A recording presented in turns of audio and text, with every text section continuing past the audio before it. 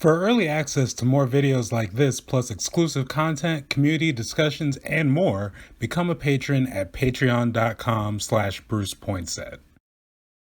We all have racial stories, right? Mm-hmm. I mean, we all have racial incidents that occurred to us. Well, I got a paper route in the 8th grade and delivering the Oregonian newspaper, and I was able to finesse it so that I got the route in my own neighborhood, so that my house was the middle of the route. So if it was a bad stormy day, I could stop at my house, you know, drink hot chocolate or something and go back and finish the rest of my route. Well, one day I was in the 8th grade and I was a little kid, with glasses.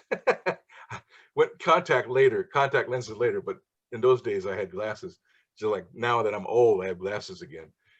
I don't care anymore. Anyway, I'm going to get my papers at the place up near Roosevelt High School, at the paper place where they dropped off all the newspapers, and we rolled them up and put them in our bag, and rode our bicycles and threw the papers on the porch.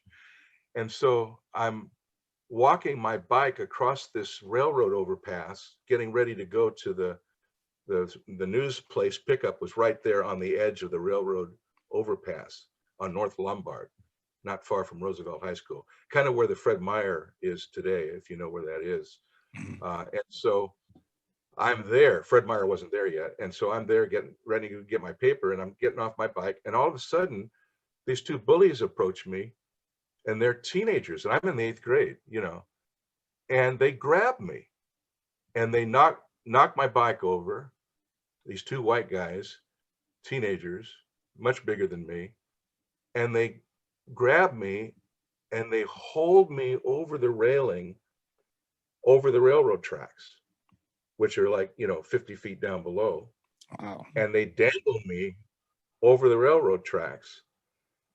And I guess they expected me to squeal or squirm or cry or, show terror. But I just pissed me off. I mean, I had been minding my own business. I wasn't doing anything to anybody. And so I just got angry, and I thought, I'm not going to give these guys the pleasure of being scared or doing anything. I just got very angry inside, and I found myself gripping the clothing of one of the guys that was holding me right near his belt level. And I figured, okay, if they drop me, I'm taking one of them with me, and I'm going to land on him. I had this all figured out. I was like, I didn't know, but I said, if these people are stupid enough to drop me, first, I'm not going to give them any satisfaction. I'm not going to let them see me cry or squirm or anything.